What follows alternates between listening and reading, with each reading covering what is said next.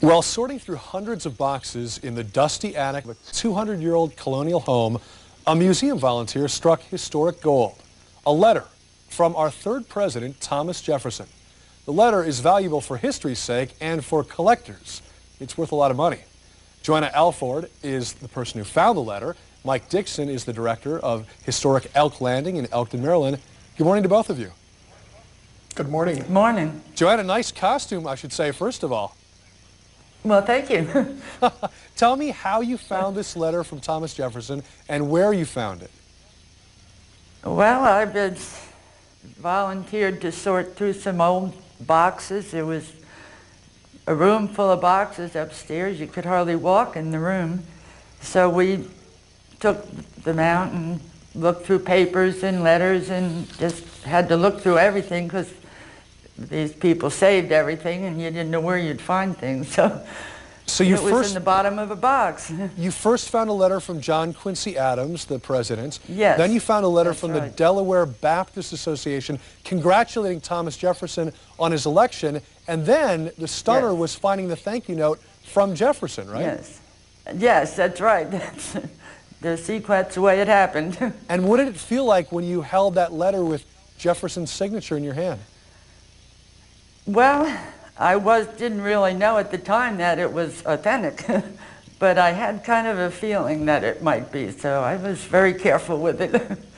Mike, Joanna makes a good point. How do you know that the letter is real? Well, you know, when Joanna called us, we took a look at it, and you could just get a feel for the paper and the ink and just looking at it, you knew it was old and from the period, and boy, the signature looked good.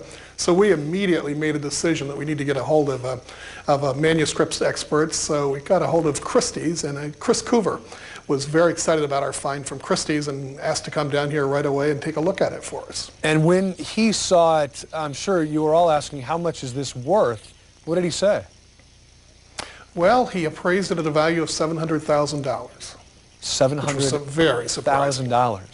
Why would there be a letter from Jefferson in the attic of this home?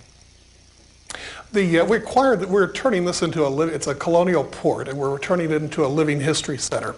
And it had been in the hands of one family since the colonial period. And when we bought it, the house was just, as Joanna said, it was just overflowing. Every room was crammed with period furniture and documents and Bibles and manuscripts. So we knew we were going to find a lot of local history things. And of course, that's what Joanna was going through, was the search process. We had no idea she was going to find a letter from our third president worth $700,000. It must have made you very proud, Joanna. Do you get a finder's fee for finding this $700,000 letter? That's the most frequently asked question that I get. No. And does Mike have an answer to you or not? No. No. So what becomes of the letter then, Mike? I understand that you're debating a couple of different options. Is that right?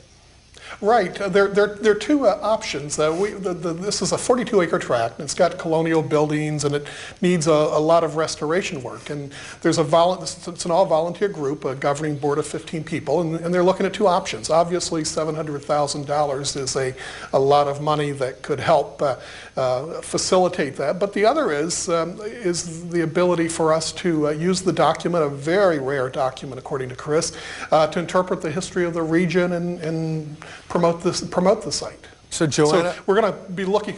No, go ahead, Mike. Yes. Finish your thought. Go ahead.